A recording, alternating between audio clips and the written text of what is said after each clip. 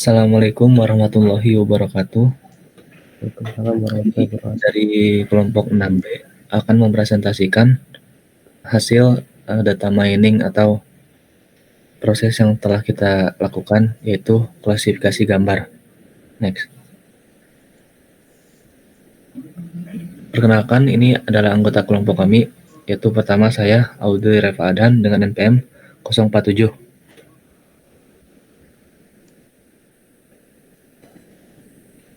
Bisa dilanjut. Saya Fadli Ulendri dengan NPM 054. Saya Muhammad Gibran Kamil dengan NPM 059. Baik, di sini ada metode dan algoritma. Metode yang dipakai yaitu metode deep learning.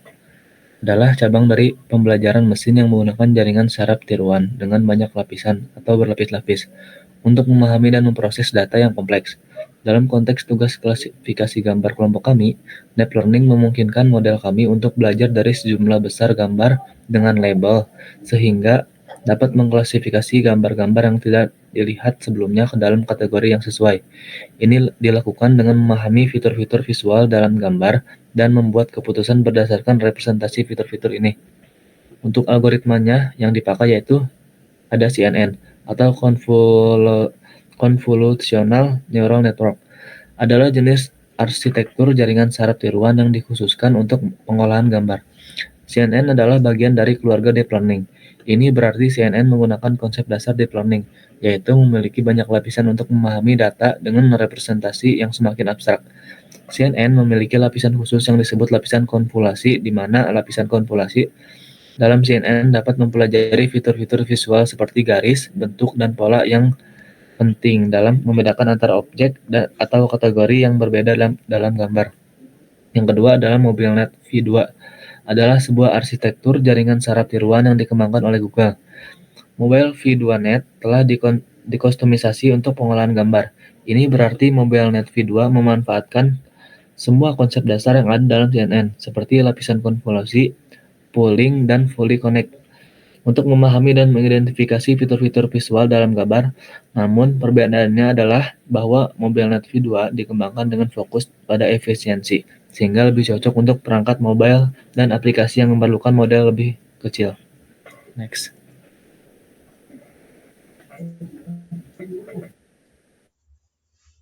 Di sini ada deskripsi data. Yang pertama ada jenis data. Di jenis data ini yang kita pakai yaitu ada gambar-gambar dalam format digital.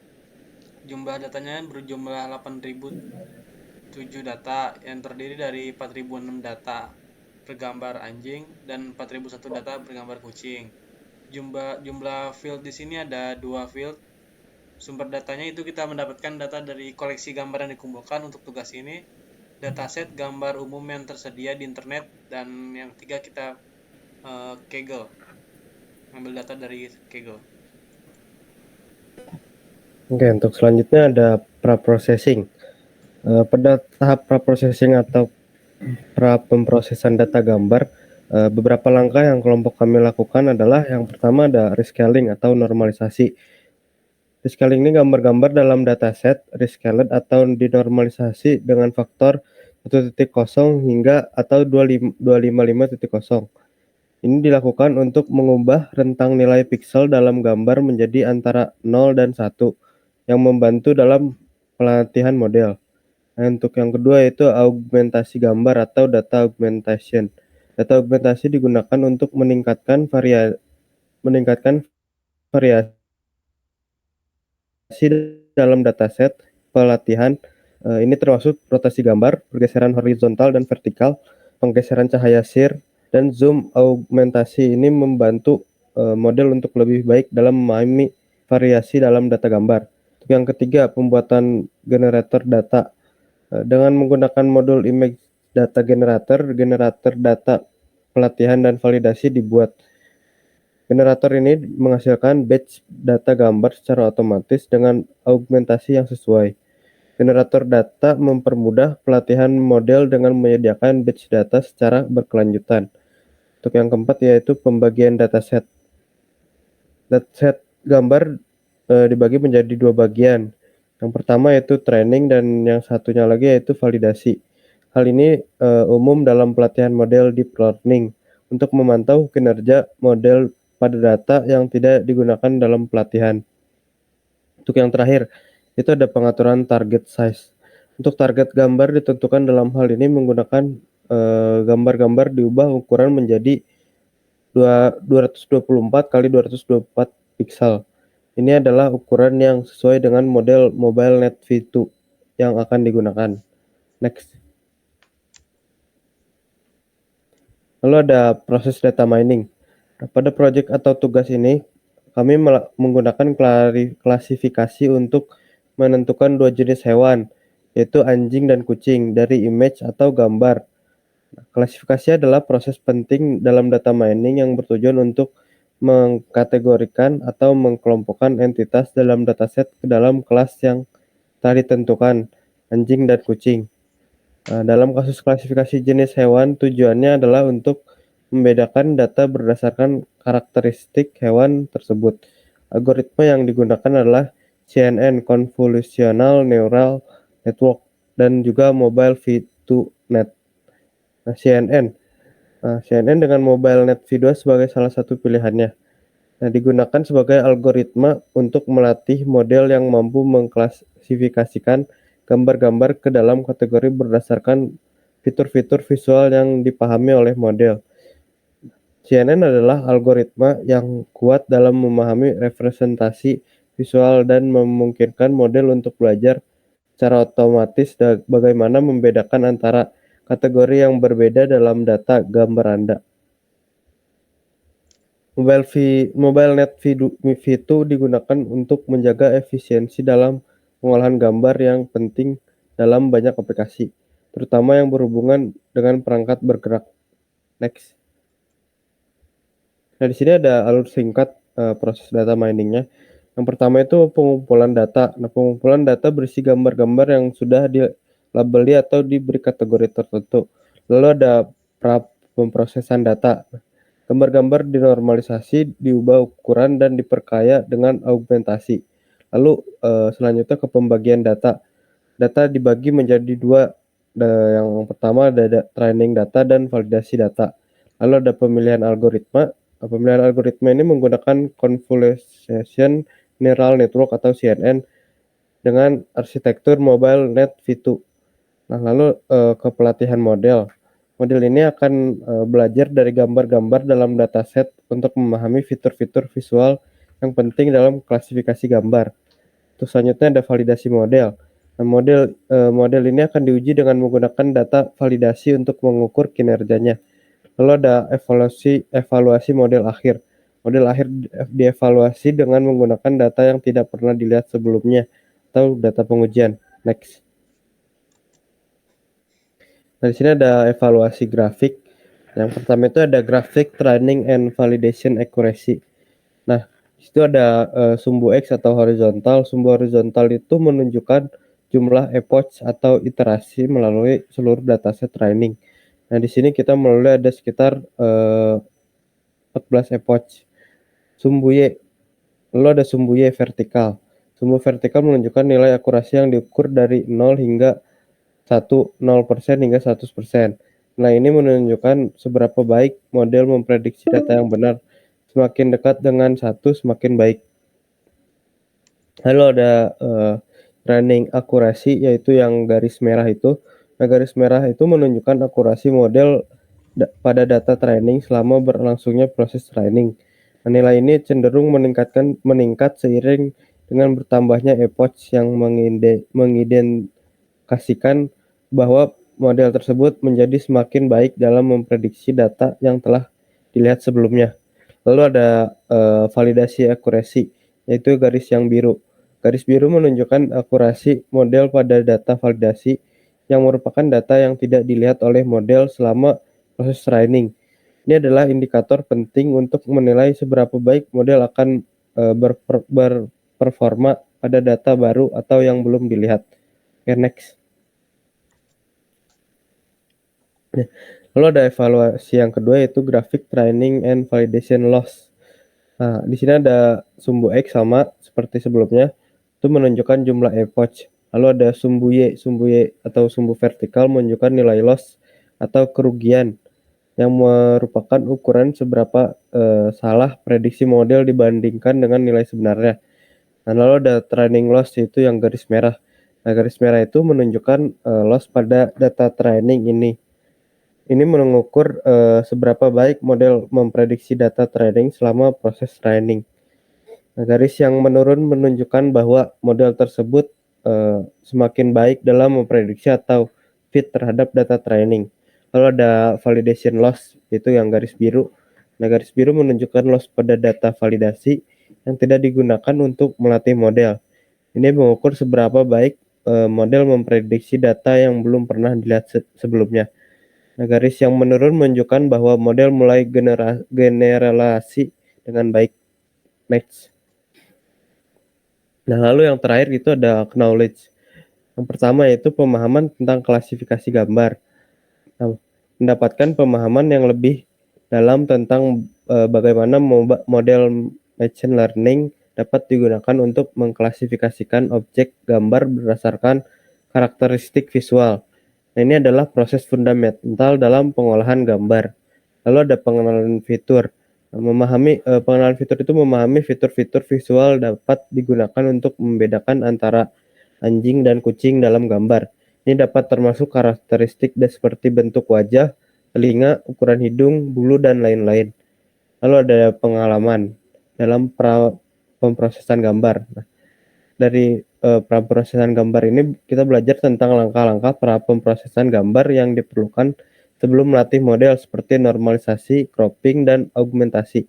Lalu ada penggunaan dataset. Penggunaan dataset ini mendapatkan pengalaman dalam menggunakan dataset gambar yang relevan untuk tugas klasifikasi citra anjing dan kucing ini. Nah, ini melibatkan pemahaman tentang pengumpulan, pemilihan, dan pembagian dataset. Lalu ada pemahaman tentang evaluasi model. Memahami seperti model dievaluasi dengan konteks klasifikasi citra anjing dan kucing. Matriks evaluasi seperti akurasi, presisi, recall, dan F1 score dapat digunakan untuk mengukur kinerja model. Lalu yang terakhir yaitu pengalaman praktis dengan deep learning.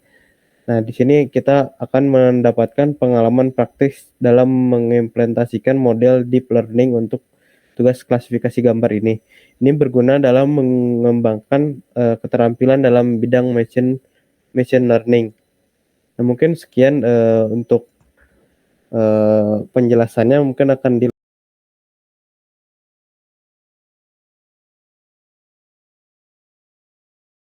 Oke, baik.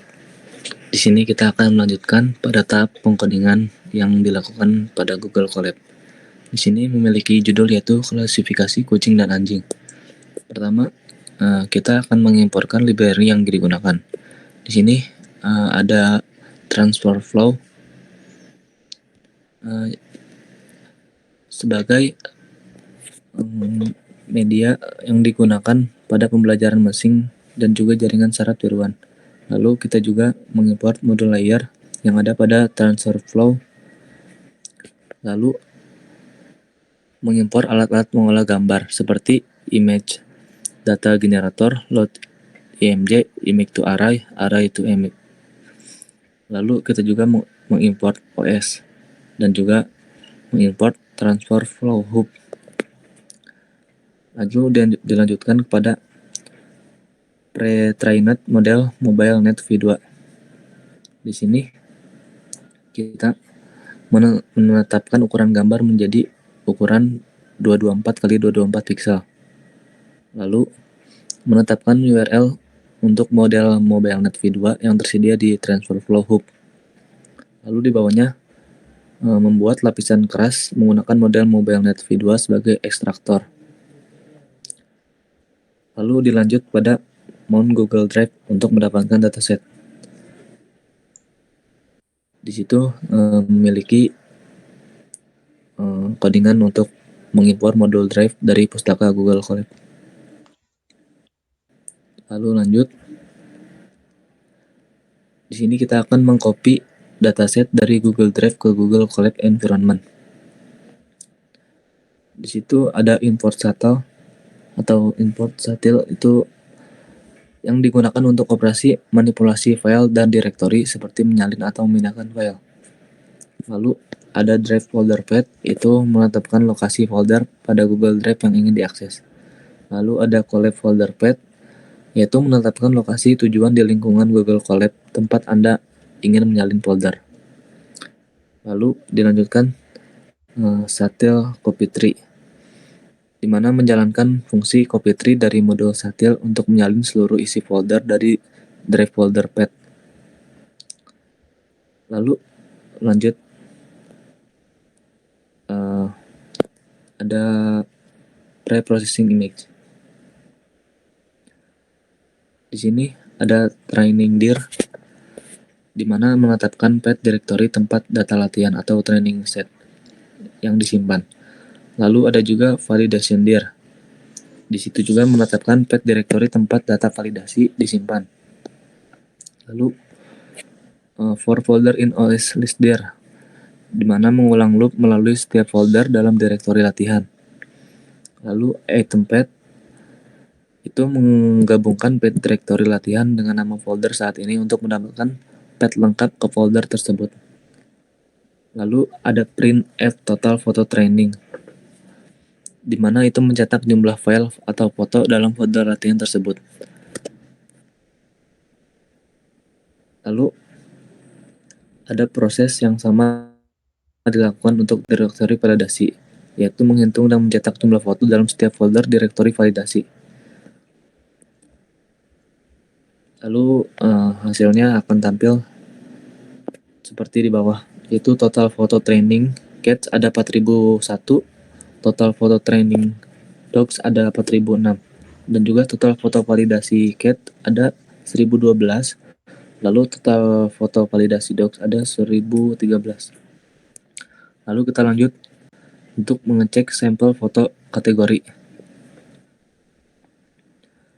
Di sini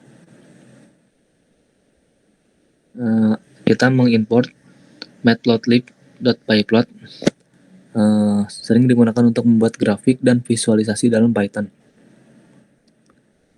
Lalu ada fig ax, membuat subplot dengan satu baris dan dua kolom dengan ukuran total gambar 10 x 5 inci.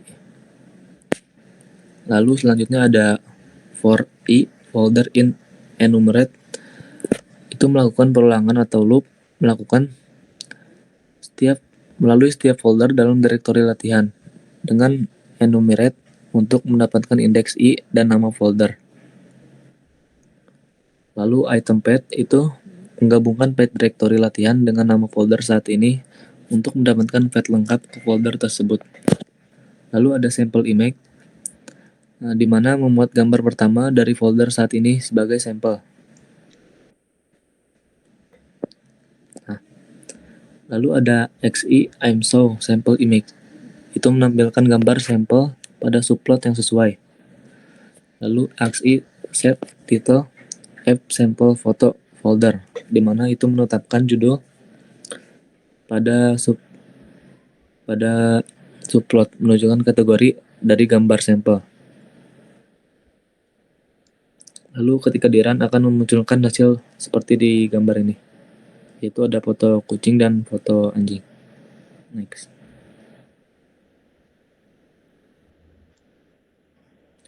Nah, di sini kita akan mencek pixel shape dari setiap foto.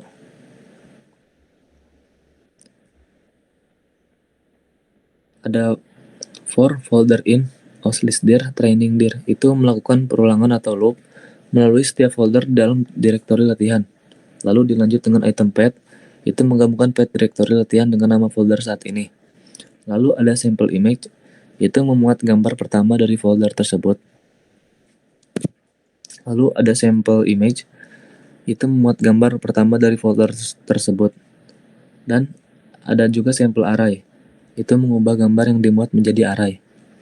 Lalu print setiap foto memiliki pixel. Sample array shape, itu mencetak informasi tentang bentuk shape dari array gambar. Lalu hasilnya, setiap foto cat memiliki pixel 493 499, dan 3. Lalu untuk setiap foto docs memiliki pixel 379, 500, dan 3. Oke, next. Di sini akan memberikan pelabelan berdasarkan nama folder menggunakan image data generator, sekaligus menormalisasikan dan augmentasi dataset training. Di sini ada depth training file generator. Itu membuat fungsi train file generator dengan parameter train_dir atau direktori latihan dan file_dir atau direktori validasi. Lalu dilanjut membuat objek image generator untuk data latihan dengan normalisasi rescale 1,0 per 255,0 dan beberapa teknik augmentasi seperti rotasi, pergeseran, pemotongan, zoom, dan pembalikan horizontal seperti yang ada di bawah itu. Lalu dilanjut dengan membuat generator data latihan dari direktori dengan ukuran batch, mode kelas, pengacakan, dan ukuran target yang ditentukan. Lalu ada juga file datagen sama dengan image data generator rescale 1,0 per 255.0, yaitu membuat objek image data generator untuk data validasi hanya dengan normalisasi tanpa augmentasi. Lalu dilanjut dengan membuat generator data validasi dari direktori dengan ukuran batch, mode kelas, dan ukuran target yang ditentukan. Di bawah ada return train generator, file generator. Itu adalah fungsi mengembalikan kedua generator data. Lalu terakhir ada train generator, file generator sama dengan train file generator dalam kurung training dir, validation dir. Itu memanggil fungsi train file generator dengan direktori latihan dan validasi dan menyimpan generator data yang dikembalikan. Lalu hasilnya adalah ada 8005 image dari 2 kelas dan juga 2023 image dari 2 kelas.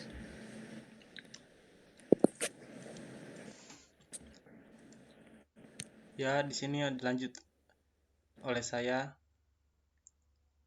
Di sini kita melakukan building model. Di building model ini kita melakukan mendefinisi arsitektur model. Yang pertama ada def create model, ini membuat fungsi create model tanpa parameter yang akan digunakan untuk membuat model. Terus di sini selanjutnya ada model TF class model sequential, ini membuat model menggunakan class sequential API. Model sequential memungkinkan kita menambahkan lapisan satu demi satu secara berurutan. Selanjutnya ada fitur ekstraktor. Yang fitur ini didefinisikan sebelumnya sebagai lapisan pertama model, ini bertindak sebagai lapisan ekstraksi fitur. Selanjutnya ada layer dense. Ini menambahkan lapisan dense dengan 256 unit atau neuron dan fungsi aktivasi relu.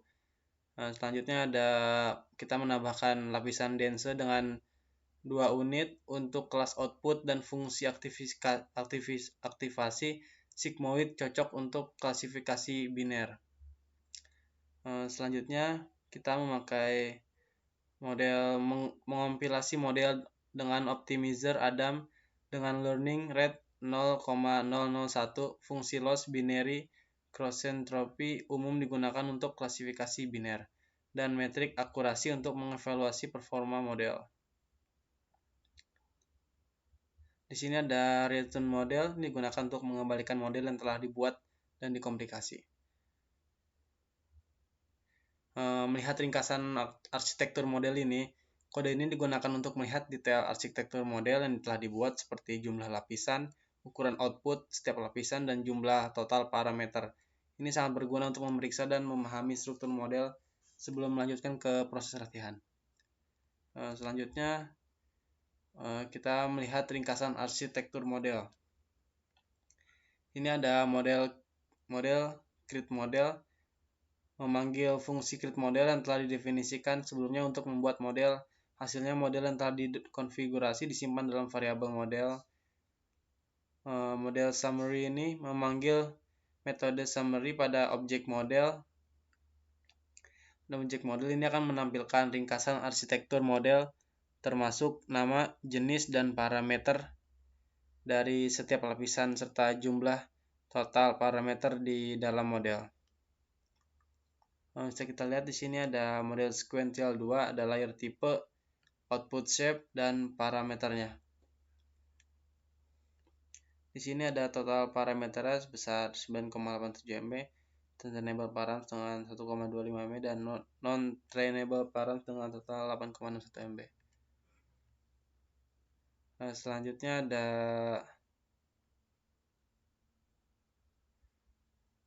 file path my model. Di sini file path ini model H5 ini menetapkan nama file dan lokasi tempat model yang akan disimpan. Di sini model akan disimpan dengan nama my model H5. Checkpoint ini membuat objek model checkpoint yang merupakan callback dari TensorFlow class. Callback ini akan menyimpan model selama proses pelatihan. Di sini ada monitor veloc mode min menentukan bahwa callback akan memonitor nilai loss pada data validasi dan akan menyimpan model ketika nilai ini mencapai nilai minimumnya. Di sini ada save base only true. Ini digunakan untuk menyimpan hanya model terbaik, yaitu saat loss berada pada nilai terendah, dan menetapkan mode verbose ke 1 yang berarti callback akan mencetak pesan saat model disimpan. Di sini digunakan untuk membuat mekanisme otomatis yang menyimpan versi terbaik dari model berdasarkan loss pada data validasi selama proses pelatihan, membantu dalam menghindari overfitting dan memastikan bahwa hanya model dengan performa terbaik yang disimpan. Selanjutnya di sini kita melakukan training model. Training model ini digunakan untuk melatih model menggunakan data latihan dengan mengevaluasi dan memvalidasinya menggunakan data validasi. Callback digunakan untuk menyimpan model dengan performa terbaik selama proses pelatihan. Di sini ada train generator memulai proses pelatihan fitting model dengan menggunakan generator data latihan train generator. Selanjutnya ada epoch. Di sini kita menggunakan 5 epoch. Di sini untuk menetapkan jumlah epoch pelatihan menjadi 5. 1 epoch berarti model akan melihat seluruh data latihan 1 kali. Di sini ada verbose 2. Di sini untuk mengatur tingkat kejelasan verbosity kedua, yang berarti akan ada informasi lebih sedikit yang ditampilkan selama proses pelatihan dibandingkan dengan selanjutnya. Ini ada validasi file generator, menentukan data validasi yang akan digunakan. Di sini menggunakan generator data validasi file generator. Selanjutnya ada callback checkpoint. Di sini menggunakan callback checkpoint yang telah didefinisikan sebelumnya. Callback ini menyimpan mode ketika ada peningkatan, dalam hal ini penurunan pada loss yang validasinya. Di sini ada hasil epoch yang telah kita lakukan. Ini epoch pertama dengan akurasinya 96%, dengan epoch kedua dengan akurasi 96%, dengan epoch ketiga dengan akurasinya 97%, dengan epoch keempat akurasinya 97%, dengan epoch kelima dengan akurasi 97,5%. Selanjutnya ada evaluasi model. Di evaluasi model ini, plotting loss, file loss, dan ACC. File ACC kode ini digunakan untuk memvisualisasikan perubahan akurasi dan loss selama proses pelatihan dan validasi model, memberikan pemahaman visual tentang bagaimana model belajar dan beradaptasi selama pelatihan. ACC model ini akurasi ini mengambil data akurasi pelatihan dari histori pelatihan model. Ini mengambil data akurasi validasi. Ini digunakan untuk mengambil data loss kerugian pelatihan.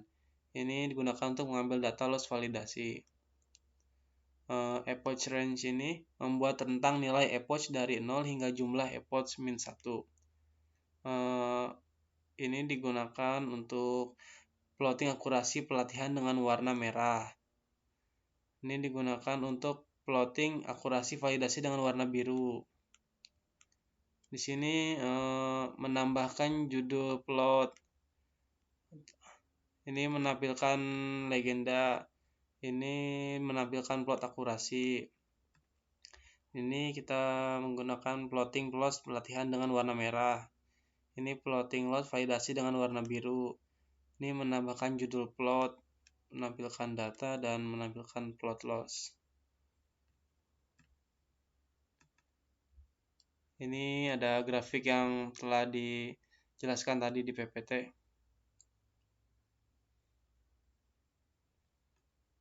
Ini kita memberikan pelabelan pada dataset berdasarkan nama folder menggunakan image data generator.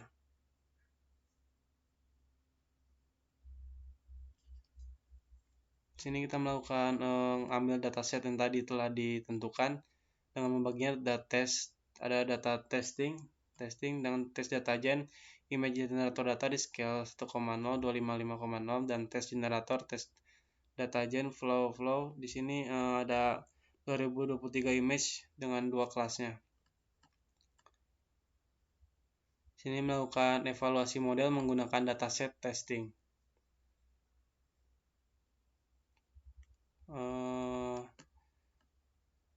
Selanjutnya kita melakukan prediksi yang menggunakan foto yang diupload. Melakukan prediksi menggunakan foto yang diupload ini digunakan untuk memungkinkan pengguna mengunggah gambar di Google Colab dan kemudian menggunakan model yang telah dilatih untuk melakukan prediksi pada gambar tersebut. Setiap gambar yang diunggah akan ditampilkan bersama dengan label prediksi.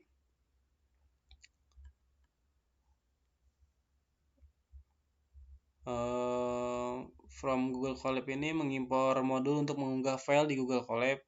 Ini digunakan untuk mengimpor pustaka nampi untuk operasi array, mengimpor modul untuk pre-processing gambar. Ini digunakan untuk mengimpor fungsi pre-processing input sesuai kebutuhan MobileNet V2. Selanjutnya kita sini mengupload file upload. Mengunggah file gambar menggunakan Google Colab.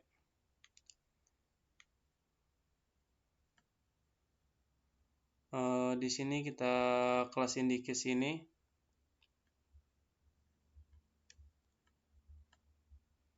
Di sini dapatkan indeks kelas dari generator, mengambil indeks kelas dari generator data latihan. Selanjutnya labels ini membuat daftar label kelas. Mari kita coba melakukan prediksi dengan label ya, penggunaan foto yang diupload.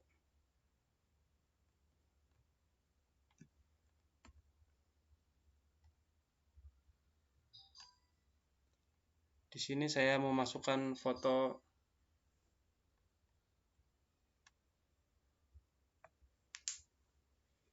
di sini saya akan memasukkan foto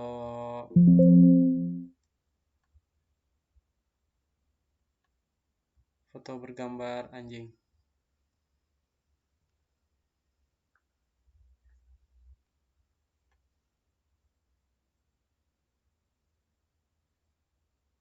Nah, kita lihat prediksi label tersebut bernama dogs, yaitu berarti kita melakukan prediksi gambar yang benar.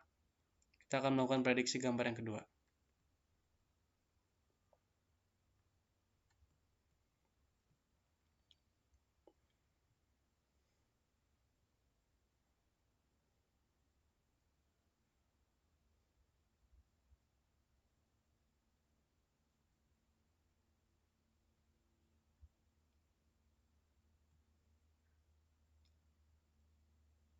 Gambar kedua ini kita melakukan prediksi gambar kucing. Apakah benar hasil predik labelnya?